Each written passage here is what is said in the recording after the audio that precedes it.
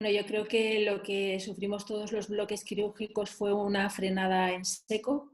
Una de las decisiones que tomamos fue, aunque fuera de una manera muy residual, una serie de sesiones quirúrgicas para poder sacar adelante pacientes que no podían demorarse, aun con todas las incertidumbres de lo que estábamos leyendo, de lo que estábamos viviendo en el día a día.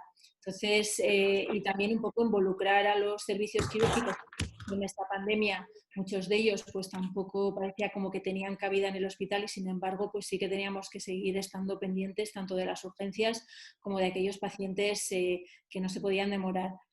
Cuando ya la cosa empezó a aflojar y ya pensábamos en retornar a lo que era la actividad quirúrgica, primero teníamos que reordenarnos, porque en el caso de mi hospital, todo el bloque quirúrgico o algunas de las plantas se desestructuraron totalmente, con lo cual pues ni teníamos a todos los quirófanos que necesitábamos y estábamos ahí operando en un popurrí, ni teníamos las camas de reanimación o de URPA suficientes o sea, teníamos que cuantificarlo todo, camas de hospitalización, de reanimación, quirófanos, equipos. Y luego ya, como la verdad es que la desescalada ha sido también muy brusca y en cierta manera el bloque lo teníamos en ralentí, pero ahí estaba funcionando, pues a día de hoy la verdad es que hemos casi recuperado lo que es la actividad normal. Sí que es verdad que una de las cosas más importantes que se hicieron fue revisarse toda la lista de espera, reetiquetar los pacientes para que un bien tan sumamente escaso como iba a ser una sesión quirúrgica fuera realmente aprovechada. Es decir, encontrar los pacientes más idóneos, cronológicamente darles a todos los tiempos, ponernos un objetivo que fuera más o menos, o sea, que fuera asimilado por todos los servicios quirúrgicos, que era operar todos los pacientes oncológicos y preferentes antes del 30 de junio. Y luego ver cómo íbamos retomando el resto de las actividades poco a poco. Con todo esto teníamos mucha información de ya resultados que se iban publicando de resultados en pacientes quirúrgicos oncológicos, lo cual pues hacía tener una prevención a abordar determinados tipos de pacientes. El hospital, aunque ya está ya muy vaciado de COVID, pues inicialmente pues a lo mejor todavía no estábamos en las condiciones más idóneas, pero yo creo que había que empezar y poco a poco ya lo vamos, bueno, pues ya teniendo todas nuestras áreas quirúrgicas perfectamente limpias y circuitos bien definidos para los casos en los que tenemos pues algún paciente que sea COVID. Y no sé, yo creo que al final ha sido una experiencia difícil en el inicio, de transición que no sabías muy bien y sobre todo manejar todas las incertidumbres que teníamos los quirúrgicos y luego retornar a la normalidad con muchísimas medidas de precaución y analizando lo que se va haciendo y los resultados que vamos teniendo, o sea, pues revisando pues de todos los pacientes que a lo mejor pues durante el mes de abril intervinimos y durante el mes de mayo que eran PCRs positivas, qué resultados hemos tenido, qué complicaciones hemos tenido y luego también ver qué nos ha pasado a nosotros como profesionales, cuánta gente se nos ha infectado, qué especialidades eran las que durante el mes de marzo pues hubo en algunas especialidades que hasta un tercio de los facultativos se infectaron, con lo cual con esas enseñanzas tienes que seguir, o sea, trabajar y metértelo en tu ADN de que determinadas cosas que son verdaderamente muy importantes. Es muy interesante, Mercedes, porque tú has vivido dentro de un hospital de los que más han tenido que afrontar el reto de la pandemia COVID-19, con lo cual has tenido que vivir muy en primera persona esto, comparado con, por ejemplo, Juan Luis Blas, que es jefe de servicio en un hospital como el Rollo Villanova en Zaragoza, que no ha tenido las demandas asistenciales, el pico de demanda asistencial que ha tenido el Gregorio Marañón, que probablemente en Madrid sea el que más ha tenido de todos. Entonces me gustaría saber cómo lo ha vivido esto un jefe de servicio en Zaragoza, que es un hospital más pequeño, con mucha menor presión asistencial, pero que han tenido que tomar medidas probablemente relacionadas. Juan Luis, ¿qué opinas? Buenas Perdón, tardes. antes, solo recordaos, por favor, que si no vais a intervenir, os silenciéis y luego cuando vaya pasando la palabra os vamos desmutando. Gracias, Juan Luis. Bueno, buenas tardes. Pues mi situación fue un poco privilegiada, porque nuestra incidencia de COVID, o sea, a pesar de tener un pico alto, nosotros veníamos avisados y encima con las relaciones de compañeros en Madrid, pues estábamos sobre aviso. Mi situación fue la de alarmar. Tenemos un problema, tenemos que empezar a tomar soluciones antes de que llegue. Y a pesar de insistir, siempre parece que hemos ido un poquito por detrás porque no se tomaron muchas cartas en el tema. Yo enseguida me puse a leer, aprovechando muchas redes sociales, con experiencias de otros compañeros.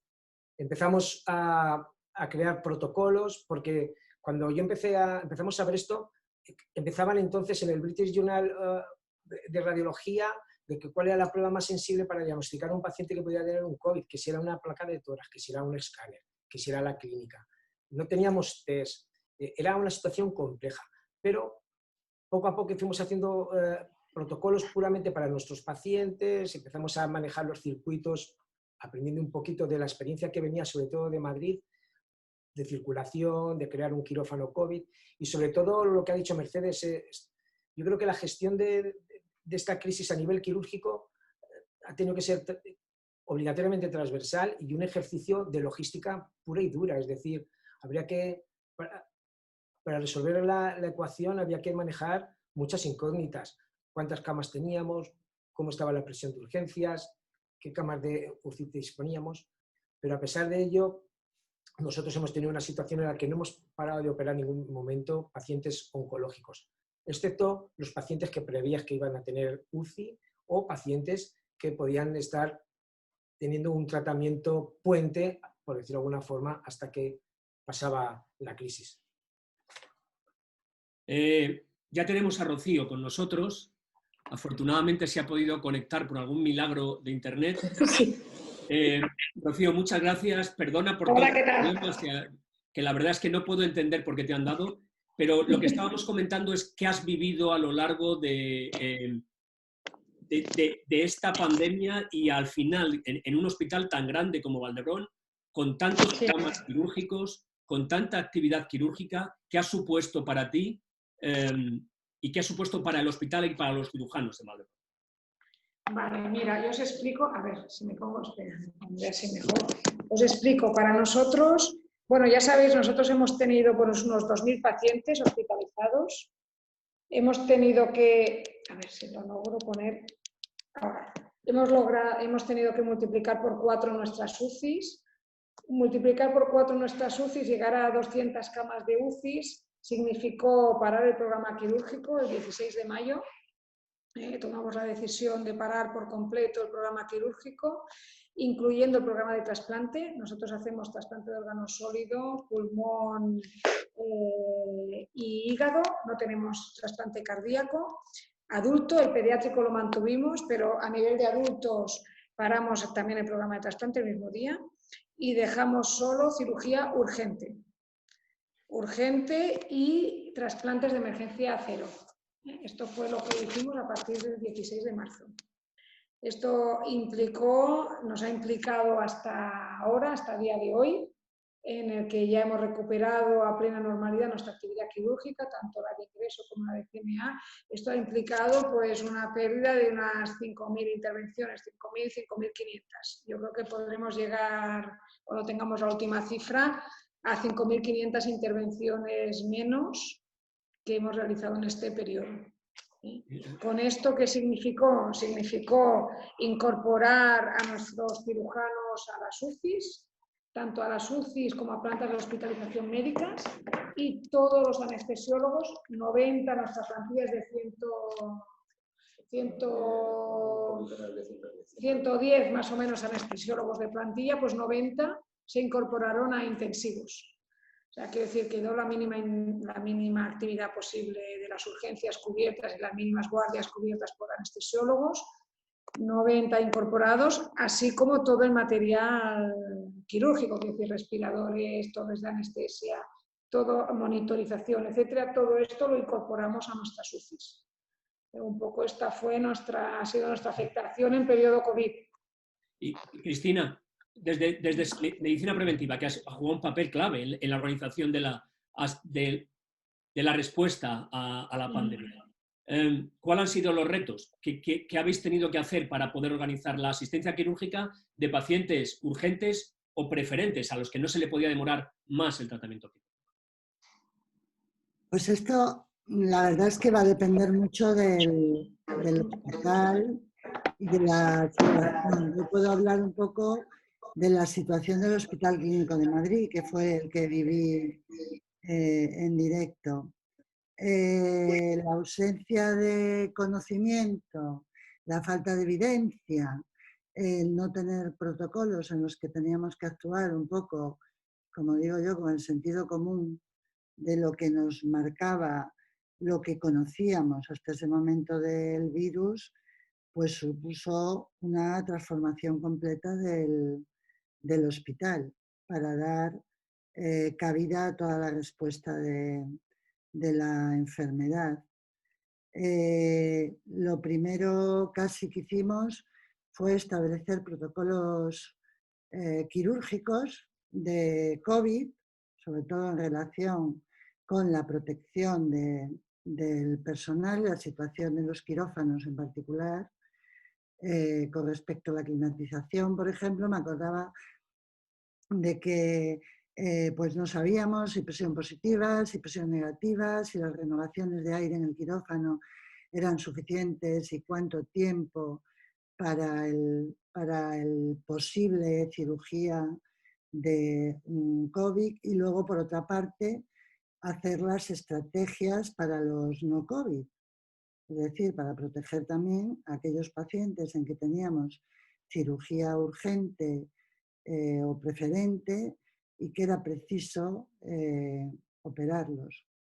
Claro, lo que nos dicen las recomendaciones internacionales siempre separación de circuitos, pero no siempre es fácil dependiendo de la infraestructura de nuestros hospitales, con lo cual pues había que configurar una estrategia de posponer cirugías de sospecha, las últimas, para poder dar tiempo luego a limpiezas más exhaustivas del quirófano, y luego lo que era toda la protección, que también fue un protocolo que nos llevó bastante tiempo, de protección del anestesista en la intubación, o incluso de aquellos procedimientos quirúrgicos que podían o no generar aerosoles en un momento dado y que, por lo tanto, sobre todo ahora en la fase de transición, pues generan mucha problemática y discusión a la hora de ver cuáles son los que pueden generar aerosoles o no, que sería la situación más peligrosa ahora mismo para el contagio con tanto de transmisión nosocomial como de los propios profesionales. María José, para una supervisora de bloque quirúrgico el problema es los circuitos, los procesos que hay que poner en marcha, que tienen que ser rápidamente cambiados según medicina preventiva, va adaptando lo que se va conociendo, y sobre todo las personas. Tienes personas que tienes que movilizar, dedicar a otras cosas, incluso gente de baja, porque se ha visto afectada o está en contacto con personas que han resultado infectadas. ¿Cómo se plantea para la organización del bloque quirúrgico a una supervisora en estos tiempos de pandemia? Bueno, la verdad que, como estáis diciendo todos, sí que sufrimos unos cambios importantes durante y después de la pandemia. Pasamos de solamente tener algunos quirófanos en donde realizar intervenciones quirúrgicas urgentes a ir poco a poco abriendo quirófanos dependiendo, por una parte, del porcentaje de pacientes que teníamos ingresados COVID, y por otra parte también dependiendo del personal. Porque cuando surge la pandemia, ¿qué ocurre? Ocurre que mucho del personal de enfermería tenemos que desplazarlo, pues por ejemplo a las UCIs, a la hospitalización, sobre todo pues que doblamos las camas de UCIs, con lo cual en un momento determinado nosotros nos preparamos para reiniciar la actividad quirúrgica programada, pero que teníamos que tener en cuenta que teníamos todo el material en el quirófano, porque respiradores también tuvimos que desplazarlos a otras unidades. Lo que sí que hicimos desde el primer momento es empezar a trabajar con otros servicios como medicina preventiva para retomar esta actividad. Y para ello, bueno, pues elaboramos numerosos protocolos y numerosos circuitos que íbamos modificando según nos iban, bueno, pues diciendo medicina preventiva o prevención de riesgos del hospital. Las bajas, pues complicadas. La verdad que no tuvimos problema a la hora de, porque hemos ido abriendo los quirófanos poco a poco, entonces no hemos tenido muchos problemas, pero sí que es cierto que tuvimos que testar a todos los profesionales para ver, bueno, pues si habían tenido COVID pues antes o estaban teniendo sintomatología y que pudieran estar presentes en los quirófanos, con lo cual, bueno, pues nos hemos ido adaptando un poco a las circunstancias, sobre todo en los cambios que íbamos haciendo continuamente. Importante, teníamos controlado el tema de los protocolos y los circuitos COVID no COVID, de traslados de pacientes desde hospitalización al quirófano. A veces es muy difícil establecer estos circuitos en determinados bloques porque la estructura física pues tampoco te lo permitía. Teníamos que tener en cuenta también dónde hacer una recuperación pues, anestésica en caso de sospecha del paciente, porque llegó un momento en el que ya teníamos, bueno, pues todas las recuperaciones las teníamos limpias e incluso teníamos que hacer la recuperación en el propio quirófano sin que esto de alguna manera interfiriera en lo que es la programación quirúrgica en otros quirófanos. Bien, pasamos a algunas preguntas más específicas que voy a dirigir a cada uno de vosotros. La primera es para Cristina. ¿Hay que cribar a los pacientes quirúrgicos para la cirugía? ¿Tenemos que hacer algo especial? ¿Cómo lo hacemos? Desde luego, en esta situación, el cribado epidemiológico a mí me parece fundamental. El saber si esa persona tiene un conviviente, ha sido contacto estrecho, un posible persona de riesgo, de personal sanitario. Quizá ahora, y sobre todo con ya desde mi experiencia, por ejemplo, en Galicia, que la incidencia es muchísimo menor que la incidencia que ha podido tener Madrid, pues una preocupación enorme ahora es cribar a las personas que vengan como desplazados, o que vengan de vacaciones, o que se desplacen a sus segundas residencias, porque ahí es donde podemos tener el peligro realmente de que haya rebrotes en los hospitales y en la comunidad. Entonces, a lo mejor hay que cambiar un poquito la orientación del cribado también hacia el origen de una persona, sobre todo yo creo si es cirugía urgente, ¿no? Porque la programada la tenemos más controlada, pero la cirugía urgente puede ser de cualquiera que se te presente en la puerta y que pueda ser un caso en ese momento importado.